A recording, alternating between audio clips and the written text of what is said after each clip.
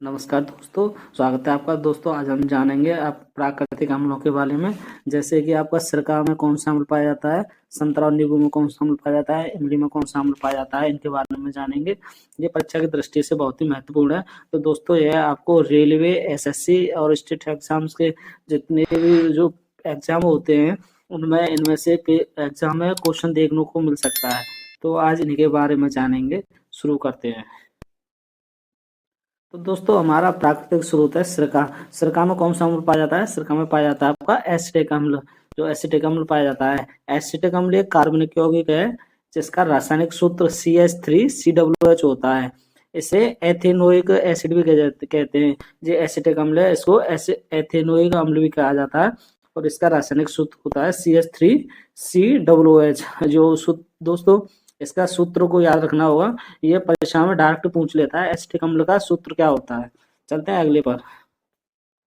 अगला स्रोत है हमारा संतरा और नींबू। जो संतरा और नींबू होते हैं, संतरा और नींबू, इनमें हमारा साइट्रिक अम्ल पाया जाता है। जिस साइट्रिक एसिड जिसका आणविक सूत्र C6H8 और O7 होता है। जिसका साइट्रिक अम्ल का आणविक सूत्र होता है C6H8 और O7 होता है।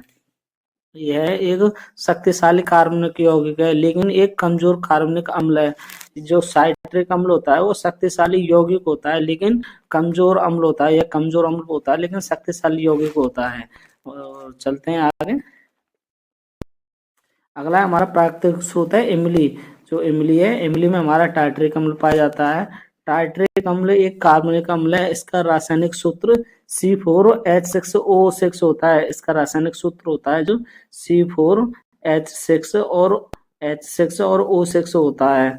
यह एक सफेद क्रिस्टलीय पदार्थ होता है। यह कई फलों और सब्जियों में प्राकृतिक रूप में पाया जाता है।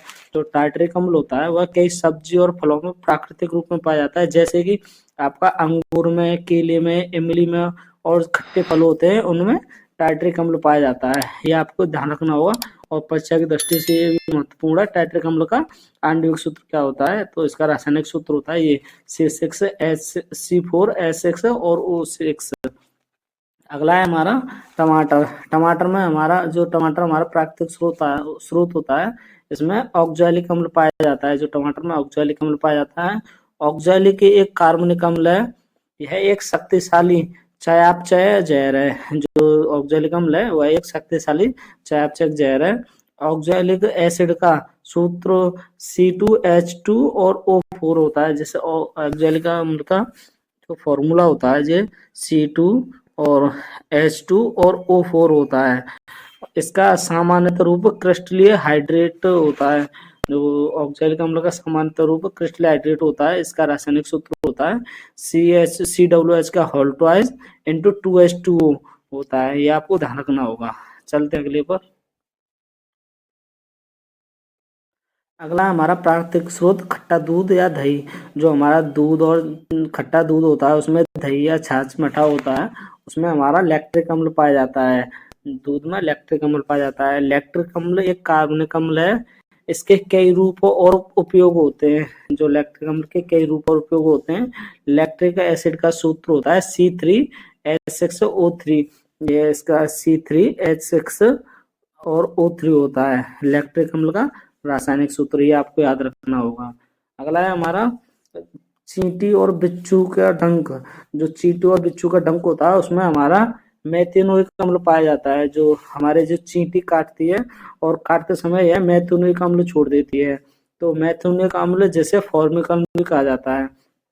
जो मेथिक अम्ल होता है उसे फॉर्मिक अम्ल भी कहा जाता है।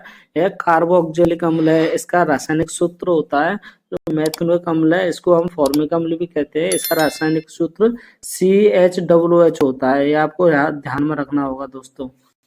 तो दोस्तों ये था हमारा छोटा सा टॉपिक, परीक्षा की दृष्टि से बहुत ही महत्वपूर्ण। तो